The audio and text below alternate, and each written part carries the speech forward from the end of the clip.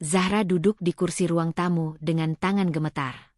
Matanya menatap kosong ke arah lantai, tidak percaya dengan apa yang baru saja dikatakan oleh suaminya, Reza.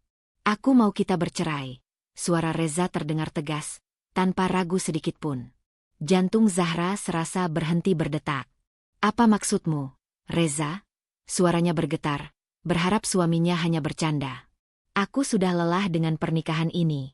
Aku ingin hidup dengan seseorang yang lebih mengerti aku, jawab Reza santai, seakan yang ia ucapkan bukanlah penghancuran kehidupan rumah tangga mereka. Seseorang? Maksudmu ada wanita lain? Reza terdiam sejenak, tetapi ekspresi wajahnya tidak menunjukkan rasa bersalah sama sekali. Justru, ia tersenyum sinis. Ya, ada. Namanya Siska. Aku mencintainya, dan dia lebih baik untukku.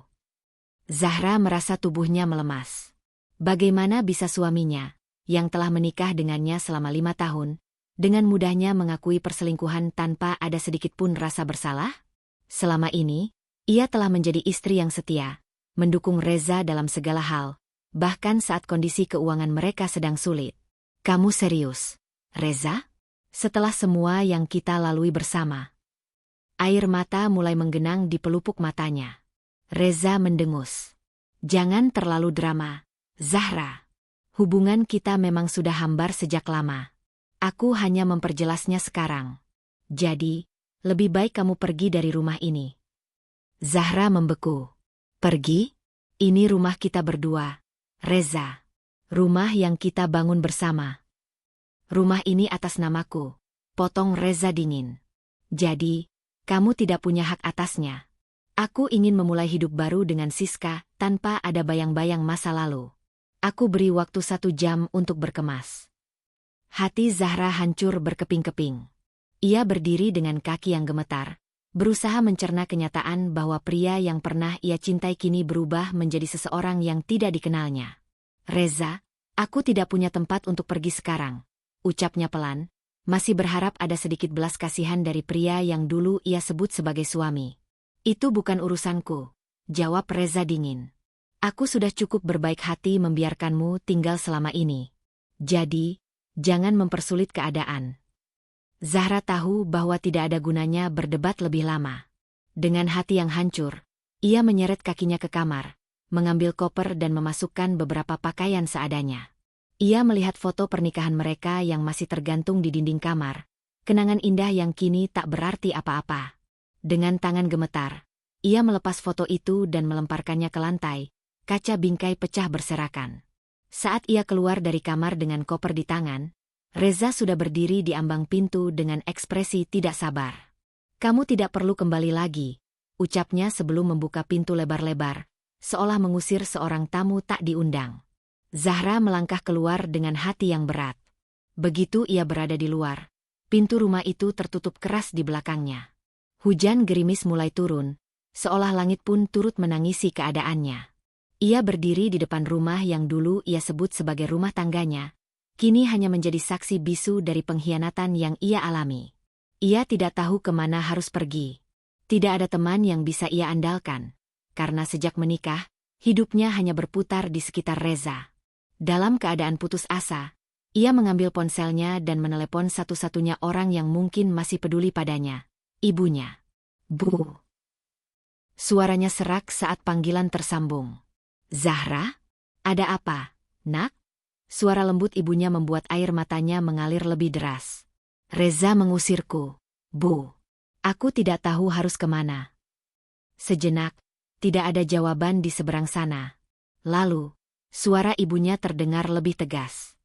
Pulanglah, nak, pulang ke rumah. Zahra terisak, merasa sedikit lega karena masih ada tempat untuknya berpulang.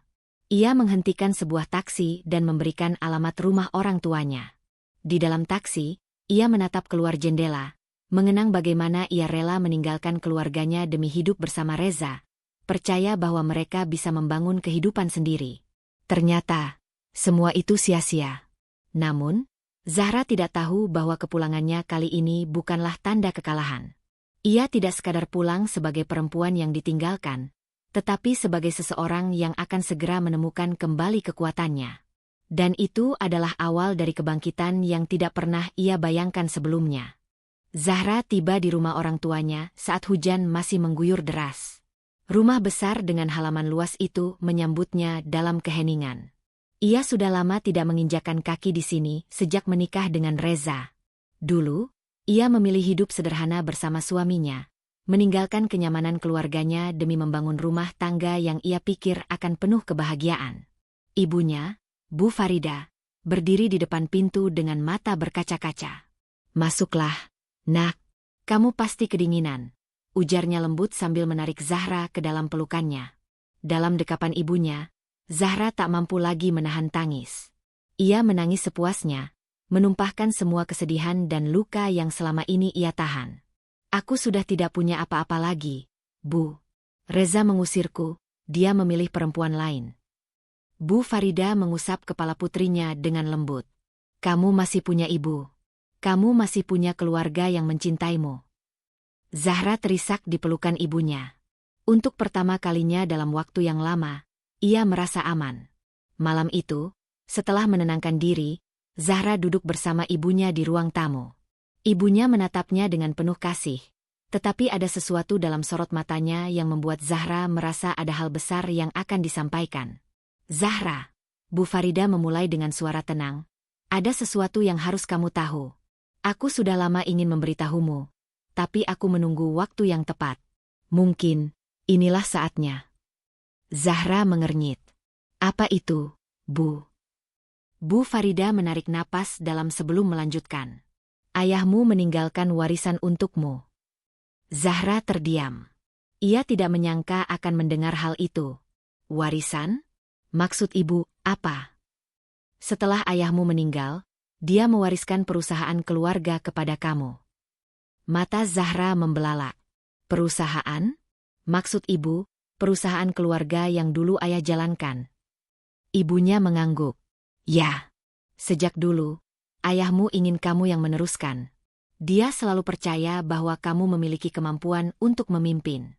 Tapi saat itu kamu memilih untuk hidup bersama Reza, dan kami menghormati keputusanmu. Karena itu, perusahaan sementara dikelola oleh tim kepercayaan ayahmu. Tapi sekarang, semuanya menjadi milikmu." Zahra masih sulit mencerna semua ini. Ia datang ke rumah ini dalam keadaan hancur, kehilangan segalanya, tetapi kini ia justru diberi tanggung jawab besar. "Bu, aku tidak tahu apa-apa tentang bisnis. Aku hanya seorang istri rumah tangga biasa. Bagaimana mungkin aku bisa memimpin sebuah perusahaan?" Bu Farida tersenyum lembut. "Jangan meremehkan dirimu sendiri, Nak. Ayahmu percaya padamu, dan aku juga percaya. Aku tahu ini berat, tapi kamu tidak sendirian. Masih ada orang-orang yang akan membimbingmu. Kamu hanya perlu percaya pada dirimu sendiri." Zahra menatap ibunya dengan campuran emosi, takut, ragu, dan sedikit harapan. Di satu sisi, ia masih merasa terpukul karena perceraiannya. Tapi di sisi lain, ada sesuatu dalam dirinya yang berbisik bahwa ini adalah kesempatan untuk bangkit. Keesokan harinya, Zahra dibawa ke kantor pusat perusahaan yang kini menjadi miliknya. Gedung megah dengan logo perusahaan besar terpampang di depan membuatnya merasa kecil, tetapi ia meneguhkan hatinya. Begitu masuk ke dalam, para staf perusahaan sudah berkumpul di ruang konferensi, menunggu kehadirannya. Salah satu orang kepercayaan almarhum ayahnya, Pak Haris, berdiri dan tersenyum ramah. "Selamat datang, Bu Zahra. Kami semua sudah menunggu kehadiran Anda." Zahra menelan ludah, merasa gugup. "Terima kasih, Pak Haris. Saya masih perlu banyak belajar." Pak Haris mengangguk penuh pengertian. "Itu wajar, Bu. Kami semua siap membantu Anda. Yang penting, Anda siap untuk melangkah ke depan." Setelah pertemuan awal itu, Zahra mulai belajar tentang perusahaan, bisnis, dan kepemimpinan. Hari-harinya dipenuhi dengan rapat, pelatihan, dan observasi. Perlahan, ia mulai memahami bagaimana perusahaan bekerja. Ia juga mulai menemukan kepercayaan diri yang sempat hilang karena pengkhianatan Reza. Suatu hari, saat ia sedang meninjau daftar karyawan perusahaan, matanya tiba-tiba menangkap sebuah nama yang membuatnya membeku. Reza Arianto.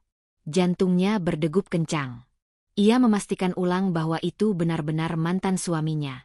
Tidak salah lagi. Reza bekerja di perusahaannya sebagai salah satu manajer di salah satu divisi. Zahra menutup berkas di tangannya dan menatap ke depan dengan sorot mata berbeda. Dulu, Reza mengusirnya dan menghancurkan hidupnya. Sekarang, tanpa ia sadari, Reza justru bekerja di bawah kepemimpinannya. Sebuah senyum tipis muncul di wajah Zahra. Ini adalah awal dari balas dendam yang manis. Zahra menatap gedung megah di depannya. Kini, tempat ini bukan hanya sekadar warisan, melainkan titik balik dalam hidupnya. Dulu, ia datang ke sini hanya sebagai putri pemilik perusahaan, tanpa pernah membayangkan suatu hari ia akan duduk di kursi kepemimpinan. Sekarang, ia kembali sebagai seorang pemimpin, dan sebagai seorang wanita yang harus bangkit dari kehancuran. Pagi itu, Zahra memasuki ruang direksi dengan langkah mantap. Semua jajaran direksi dan kepala divisi telah menunggunya. Pak Haris, tangan kanan mendiang ayahnya, berdiri di sampingnya, memberi isyarat agar ia mulai berbicara. Zahra menarik napas dalam. Selamat pagi, semuanya. Saya tahu kehadiran saya di sini mungkin mengejutkan bagi sebagian dari kalian. Selama ini, saya tidak pernah terlibat dalam bisnis ini, tapi sekarang saya di sini untuk mengambil alih tanggung jawab yang diwariskan oleh ayah saya. Ruangan itu hening. Beberapa direksi saling pandang, mungkin mempertanyakan kemampuannya. Saya tidak akan berbohong, lanjut Zahra. Saya masih harus banyak belajar. Tapi saya berjanji, saya akan berusaha sebaik mungkin untuk membawa perusahaan ini ke arah yang lebih baik. Pak Haris tersenyum dan berbicara. Kami semua siap mendukung Anda, Bu Zahra. Seperti yang telah diamanatkan oleh mendiang ayah Anda adalah pemimpin yang sah bagi perusahaan ini. Beberapa direksi mengangguk setuju, sementara yang lain terlihat masih ragu. Namun, Zahra tidak peduli. Ia tahu bahwa ia harus membuktikan dirinya dengan tindakan, bukan hanya kata-kata. Setelah rapat usai, Zahra meminta laporan lengkap mengenai kondisi perusahaan. Ia menghabiskan hari-hari berikutnya mempelajari laporan keuangan, proyek yang sedang berjalan, serta kebijakan perusahaan. Tak hanya itu, ia mulai turun langsung ke lapangan, bertemu dengan karyawan dari berbagai divisi untuk memahami bagaimana operasional perusahaan sebenarnya berjalan. Dan disinilah momen yang ia tunggu-tunggu tiba. Saat mengunjungi salah satu divisi, ia melihat seseorang yang sangat dikenalnya. Reza. Mantan suaminya berdiri di tengah ruangan, mengenakan setelan kerja yang rapi. Ia tampak berbicara dengan beberapa staf di bawahnya, tanpa menyadari kehadiran Zahra. Zahra tersenyum dingin. Pak Reza, panggilnya dengan suara lantang.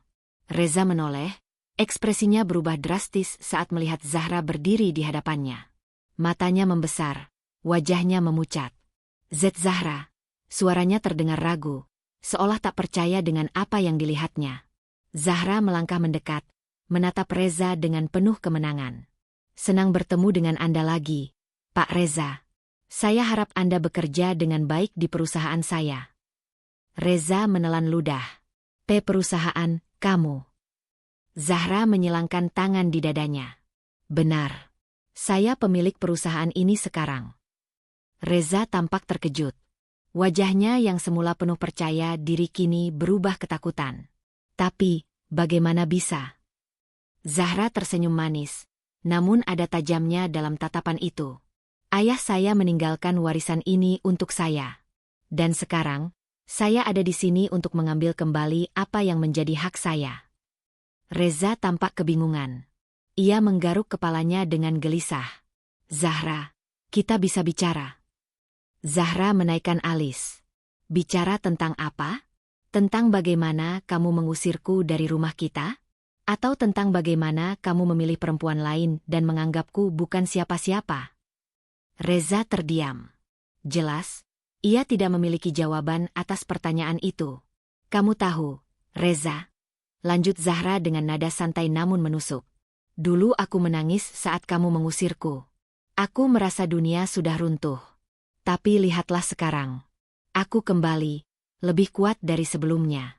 Dan ironisnya, kamu bekerja di bawah kepemimpinanku. Reza semakin pucat. Ia tidak pernah menyangka bahwa perempuan yang ia campakkan ternyata memiliki kekuatan sebesar ini. Saya akan mengawasi kinerja Anda, Pak Reza, Zahra berkata, menekankan kata, Pak, dengan nada mengejek. Semoga Anda tetap bisa bekerja dengan baik.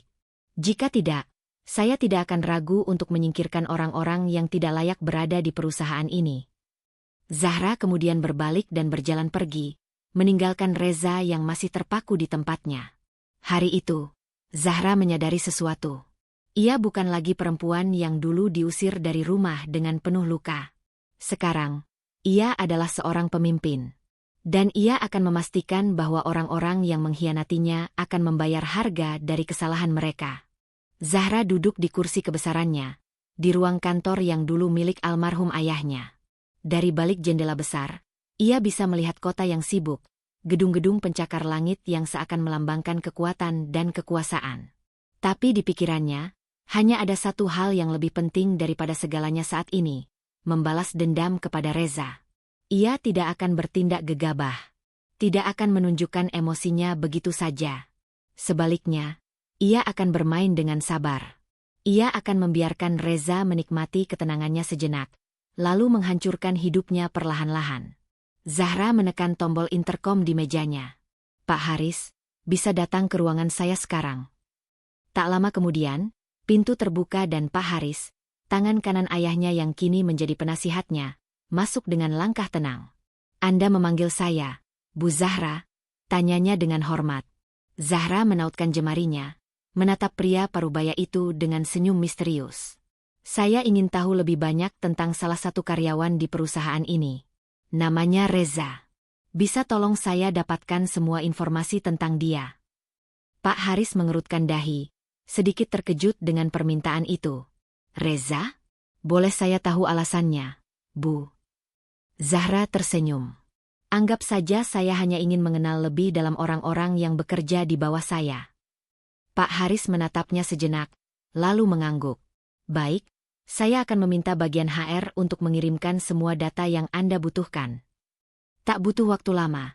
Dokumen yang berisi riwayat kerja dan data pribadi Reza sudah ada di meja Zahra. Dengan teliti, ia membaca setiap detailnya. Reza ternyata hanya seorang manajer tingkat menengah di salah satu divisi keuangan. Jabatan yang lumayan, tapi jauh dari kata istimewa. Gajinya cukup untuk hidup nyaman, tetapi tidak cukup untuk hidup mewah. Apalagi jika ia harus membiayai perempuan yang menjadi selingkuhannya.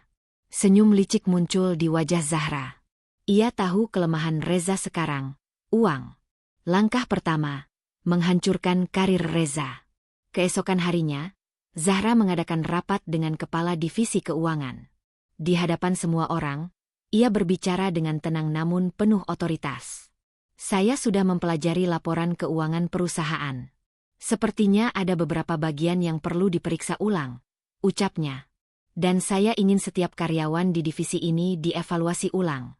Saya ingin melihat siapa yang benar-benar kompeten dan siapa yang hanya membuang-buang sumber daya perusahaan. Semua kepala divisi langsung mencatat perintah itu.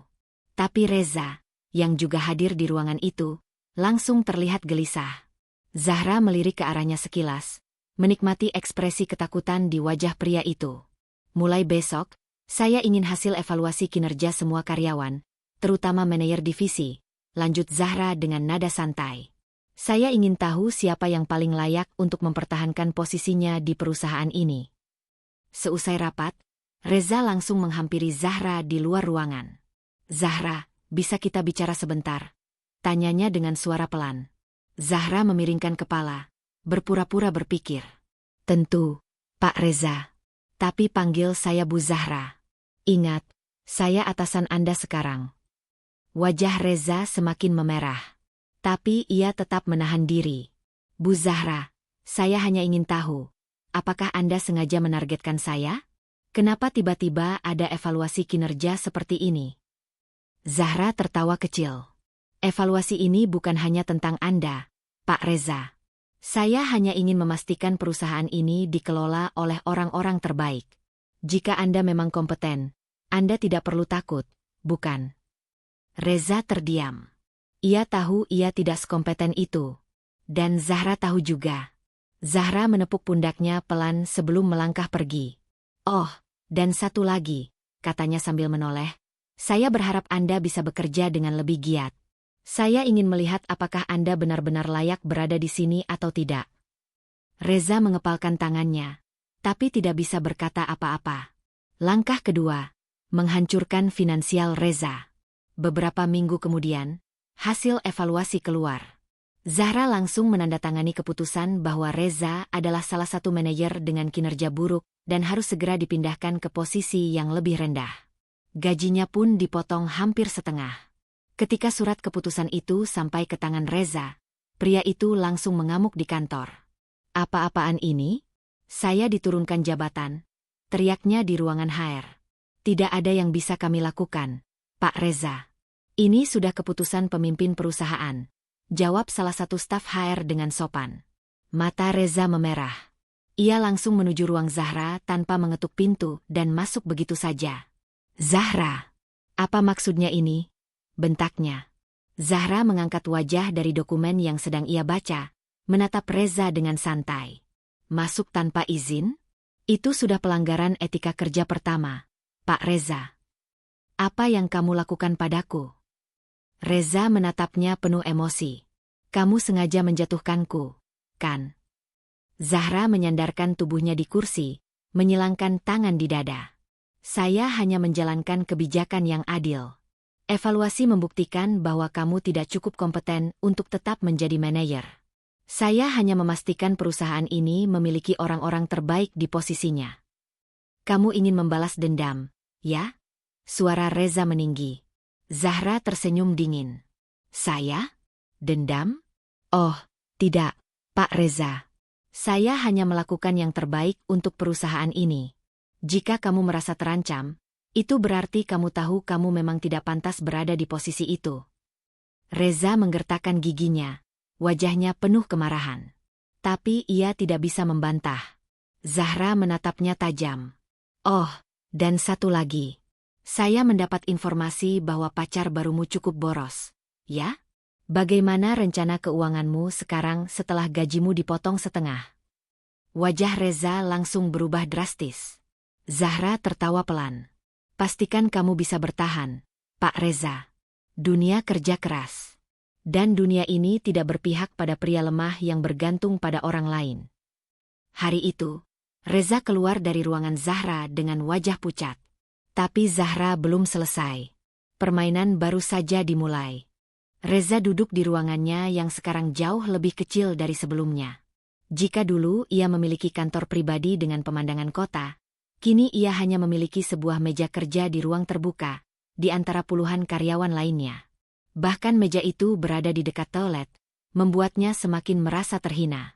Selama beberapa minggu terakhir, hidupnya berubah drastis. Gaji yang berkurang membuatnya kesulitan memenuhi kebutuhan hidup, apalagi membiayai kekasihnya, Melati, yang terbiasa dengan kemewahan. Setiap malam, Melati mengomelinya. Kamu ini bagaimana, sih? Katanya kamu kerja di perusahaan besar. Kok gajimu malah makin kecil?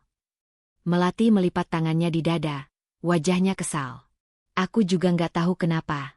Zahra, maksudku, Bu Zahra, sepertinya sengaja menargetkan aku. Reza membanting gelas yang dipegangnya.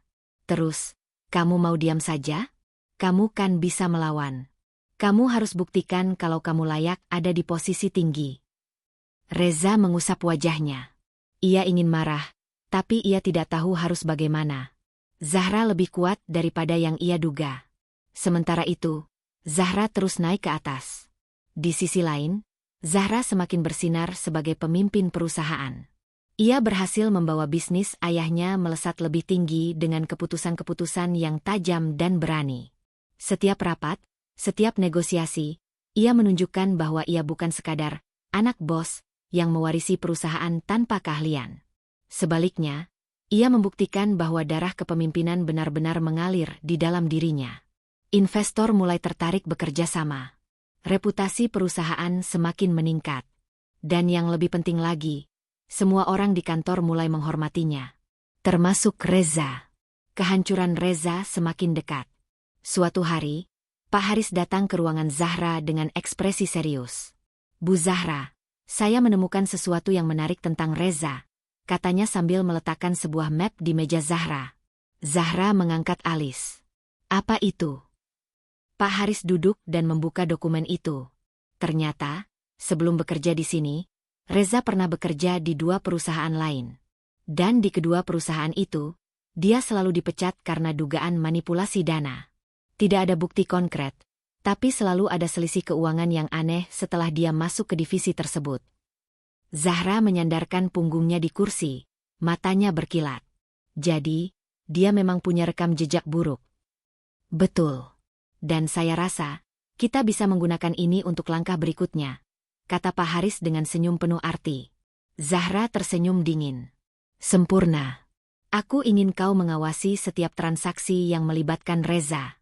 Jika ada yang mencurigakan, aku ingin tahu secepatnya. Reza terjebak dalam perangkapnya sendiri. Beberapa minggu kemudian, jebakan itu mulai bekerja.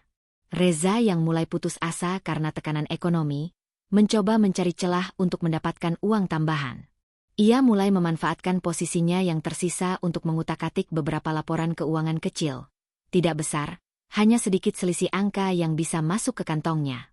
Tapi ia tidak tahu bahwa setiap gerak-geriknya sudah diawasi. Zahra hanya perlu menunggu saat yang tepat. Hingga suatu pagi, ia menerima email dari tim audit internal. Reza ketahuan memanipulasi laporan keuangan sebesar 50 juta rupiah. Permainan berakhir. Pukulan terakhir. Zahra memanggil Reza ke ruangannya. Saat pria itu masuk, wajahnya sudah dipenuhi ketegangan.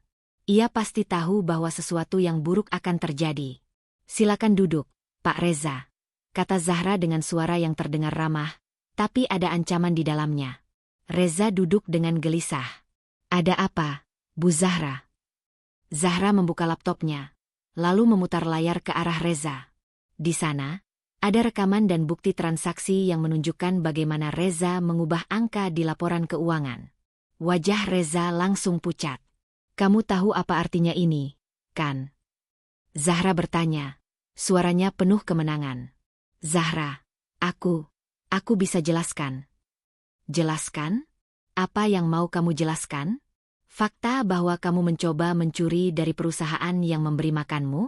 Atau fakta bahwa kamu cukup bodoh untuk berpikir tidak akan ketahuan? Zahra menatapnya tajam. Reza terdiam. Mulai hari ini, kamu dipecat, kata Zahra dengan tegas. Reza mengangkat wajahnya dengan panik.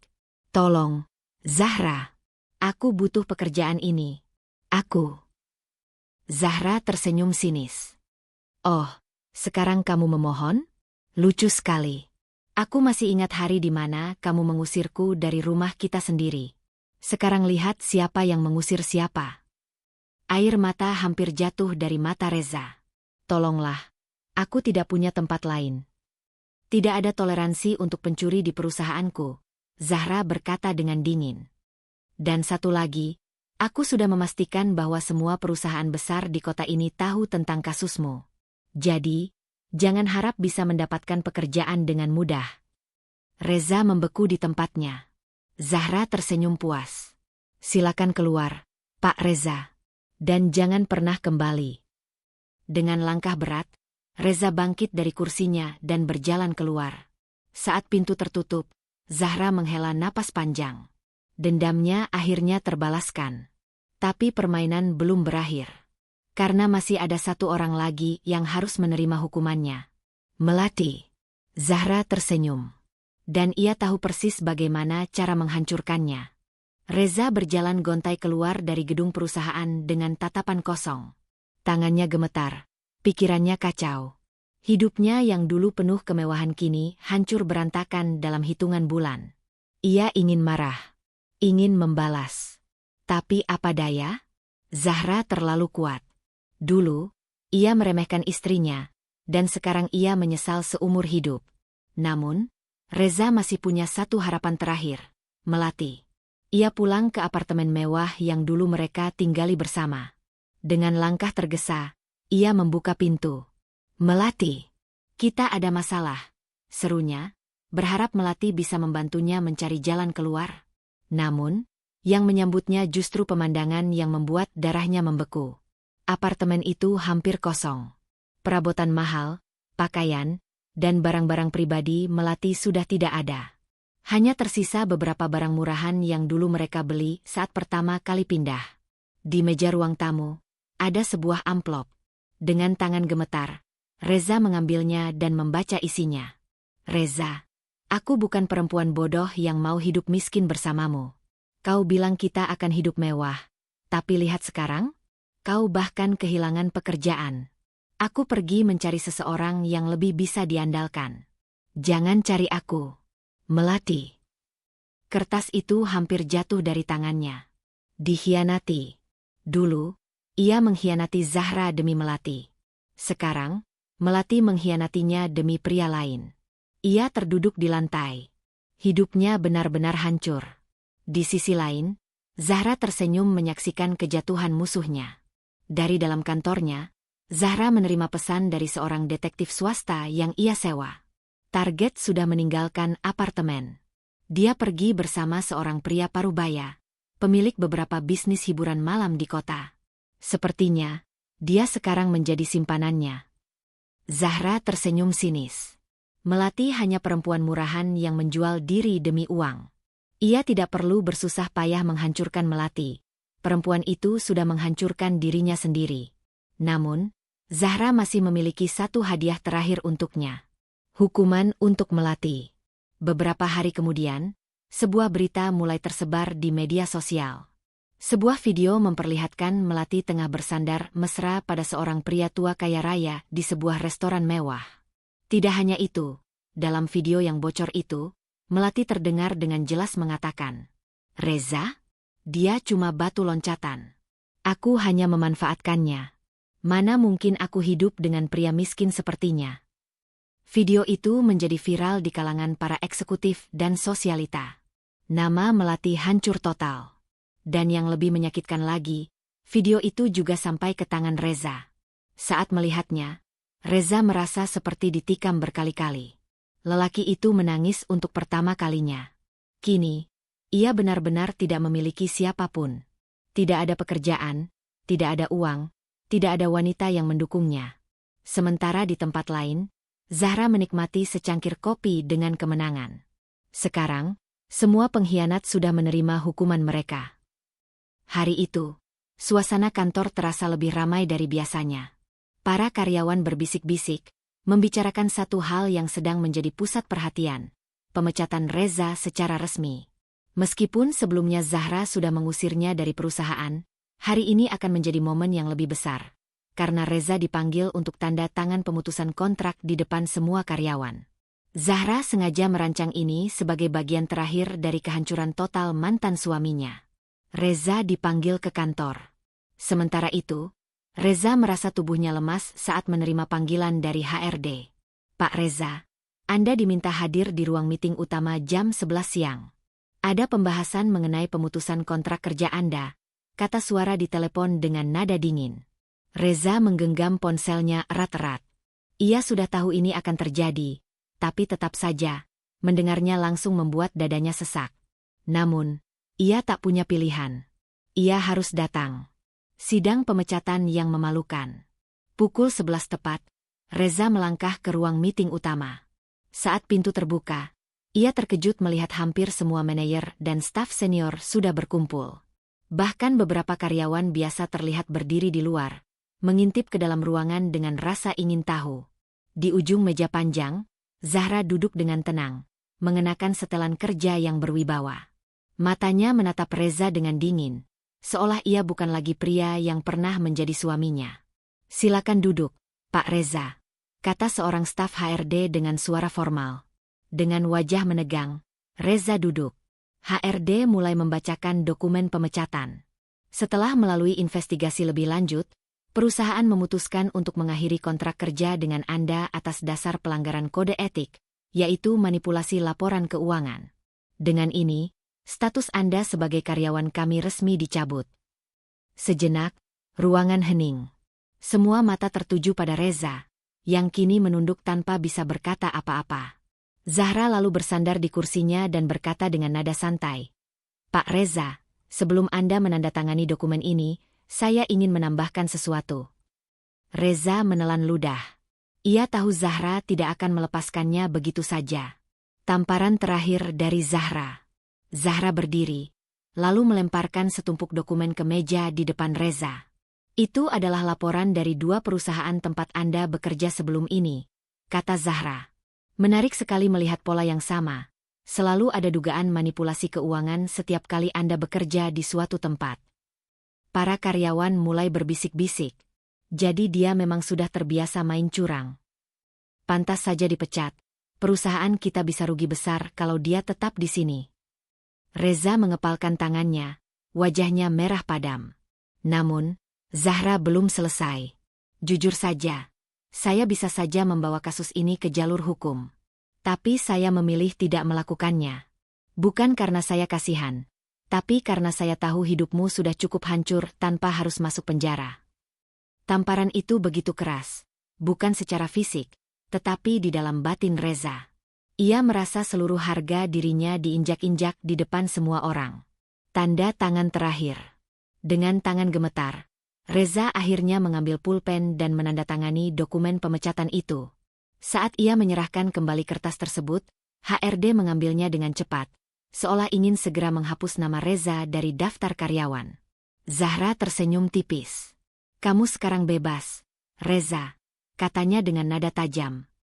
"Bebas dari semua tanggung jawab, bebas dari perusahaan ini, dan bebas dari hidupku." Reza menatap Zahra dengan pandangan penuh penyesalan, tetapi ia tahu tidak ada lagi yang bisa diperbaiki.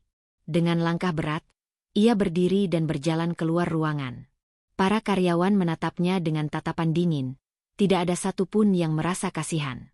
Dan saat pintu tertutup di belakangnya, Reza menyadari satu hal. Ia tidak hanya kehilangan pekerjaannya, tetapi juga semua harga dirinya. Zahra, di sisi lain, menghela napas lega. Satu bab dalam hidupnya telah ditutup. Tapi permainan ini belum sepenuhnya selesai. Masih ada hal lain yang harus ia lakukan. Dan itu adalah memastikan Reza tidak akan pernah bisa bangkit lagi. Hari-hari setelah pemecatannya menjadi mimpi buruk bagi Reza. Tidak ada lagi gaji besar, tidak ada lagi apartemen mewah, dan yang lebih menyakitkan, tidak ada lagi melati. Setiap kali ia mencoba melamar pekerjaan, nama buruknya sudah menyebar di industri. Tidak ada satupun perusahaan besar yang mau menerimanya. Kini, ia hanya bisa menyewa kamar kos kecil di pinggiran kota, hidup dari tabungan yang semakin menipis. Namun, dalam kejatuhannya, ada satu hal yang tidak bisa ia lupakan, Zahra. Semakin lama, semakin ia menyadari betapa besar kesalahannya. Ia meninggalkan seorang wanita yang tulus mencintainya, hanya demi melati yang ternyata hanyalah wanita mata duitan. Dan kini, ia ingin meminta maaf. Mencari jejak Zahra. Setelah berhari-hari mengumpulkan keberanian, Reza akhirnya memutuskan untuk menemui Zahra. Namun, itu tidak mudah. Zahra kini adalah seorang pemimpin besar, dan Reza hanyalah pria gagal yang dulu mengkhianatinya. Dengan nekat, ia datang ke gedung perusahaan. Begitu masuk ke lobi, seorang resepsionis langsung mengenalinya. "Maaf, Pak Reza," katanya tegas. "Anda tidak diizinkan masuk." Reza menghela napas. "Aku hanya ingin bicara dengan Zahra, tolong. Hanya 5 menit saja." Namun, resepsionis itu tetap tidak goyah. "Bu Zahra sudah memberikan instruksi bahwa Anda tidak boleh mendekatinya dalam urusan apapun." Reza menggigit bibirnya. Ia tahu ini akan sulit. Tapi ia tidak akan menyerah. Akhirnya, ia mengambil ponselnya dan mengirim pesan. "Reza, Zahra, tolong izinkan aku bertemu. Aku hanya ingin bicara sebentar." Tidak ada balasan. Beberapa jam kemudian, ia mencoba menelepon. "Nomor Anda telah diblokir." Hatinya mencelos. Zahra benar-benar tidak ingin ada hubungannya lagi dengannya. Namun, ia belum menyerah. Menunggu di depan kantor. Selama 3 hari berturut-turut, Reza menunggu di depan kantor Zahra. Ia berharap bisa melihatnya, meski hanya sebentar. Dan pada hari keempat, keberuntungannya datang. Dari kejauhan, ia melihat Zahra keluar dari gedung dengan beberapa stafnya.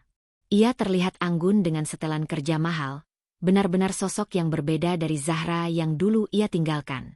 Tanpa berpikir panjang, Reza berlari mendekat. "Zahra!" serunya. Zahra berhenti. Tatapannya dingin, tidak ada sedikit pun kehangatan. Para staf yang bersamanya memandang dengan heran. Salah satu dari mereka langsung maju. "Bu Zahra, apakah Anda ingin kami panggil keamanan?" Zahra mengangkat tangan, memberi isyarat untuk tidak perlu. Ia menatap Reza dengan ekspresi datar. "Ada urusan apa kau di sini?" Reza menelan ludah. Aku ingin bicara denganmu. Tolong, beri aku 5 menit saja," katanya dengan suara lirih.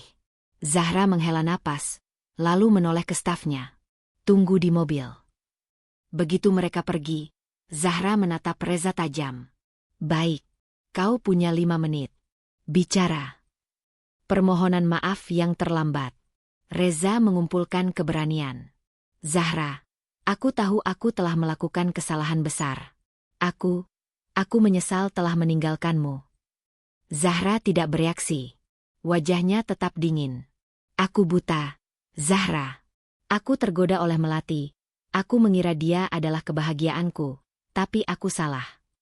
Suaranya mulai bergetar. "Kau adalah satu-satunya yang benar-benar tulus padaku, dan aku menyia-nyiakanmu." Zahra tetap diam. Reza menarik napas dalam-dalam.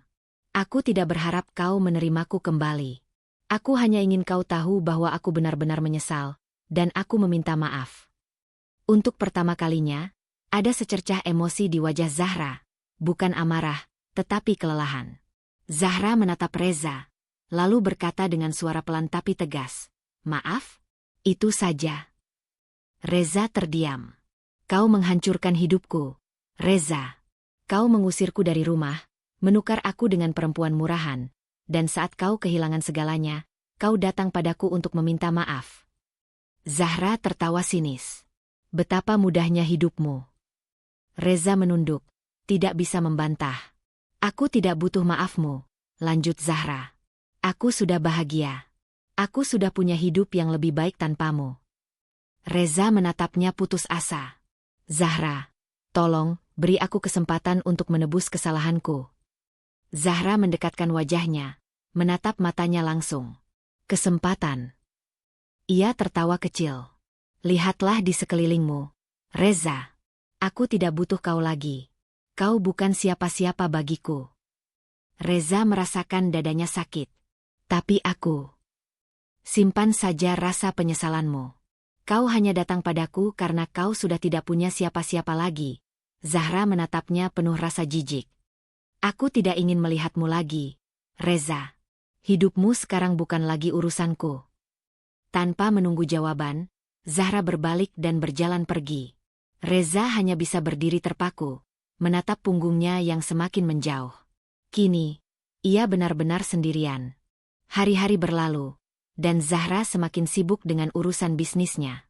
Perusahaannya berkembang pesat, menandai babak baru dalam hidupnya, sebuah kehidupan tanpa bayang-bayang pengkhianatan.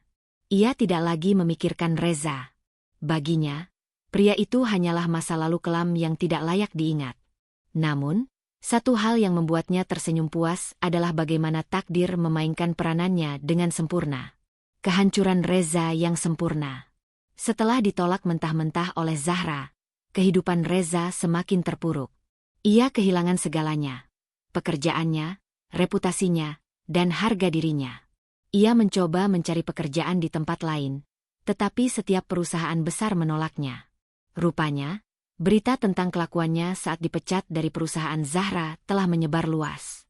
Bahkan, ia pernah mencoba bekerja di restoran cepat saji, tetapi bahkan di sana pun ia tidak bertahan lama. Melati pun sudah lama menghilang. Begitu ia tahu bahwa Reza telah jatuh miskin, wanita itu langsung meninggalkannya tanpa rasa kasihan. Kini, Reza benar-benar tidak punya siapa-siapa. Ironis. Dulu, ia mengusir Zahra dari rumah. Sekarang, ia sendiri tidak punya rumah. Ia terpaksa tinggal di sebuah kamar kos sempit, bertahan hidup dengan pekerjaan serabutan. Namun, penderitaannya belum berakhir. Pertemuan yang tak terduga. Suatu hari, Zahra mengunjungi salah satu proyek sosial perusahaannya, sebuah panti asuhan yang sedang direnovasi. Ia turun dari mobilnya dengan anggun, mengenakan pakaian elegan yang semakin menunjukkan kewibawaannya. Namun, saat berjalan menuju area konstruksi, matanya menangkap sosok yang tidak asing. Reza. Mantan suaminya itu kini mengenakan seragam buruh bangunan yang sudah lusuh, tubuhnya kotor, dan wajahnya tampak jauh lebih tua dari terakhir kali mereka bertemu. Ia terlihat lelah, berusaha memindahkan tumpukan batu bata ke troli dorong. Saat mata mereka bertemu, Reza tampak terkejut. Ia menundukkan kepala, malu. Zahra tersenyum kecil, bukan senyum kebahagiaan, tapi senyum kemenangan. Inilah hukuman yang pantas untuknya. Dulu, Reza menganggap Zahra tidak berharga. Sekarang, Reza hanyalah seorang buruh biasa, sementara Zahra adalah wanita sukses yang berdiri tegak di puncak kejayaannya. Kemenangan sejati. Hari itu, Zahra tidak berbicara sepatah kata pun pada Reza. Ia hanya menatap pria itu sebentar, lalu berbalik dan berjalan pergi. Reza bukan lagi seseorang yang layak untuk mendapatkan perhatiannya. Dan untuk pertama kalinya dalam hidupnya, Zahra merasa benar-benar menang. Ia telah membuktikan bahwa dirinya tidak hancur karena pengkhianatan. Sebaliknya, ia menjadi lebih kuat, lebih tangguh, dan lebih berharga dari sebelumnya. Dan kini, masa lalunya telah terkubur selamanya. Zahra akhirnya mendapatkan kebahagiaan yang sesungguhnya. Tamat.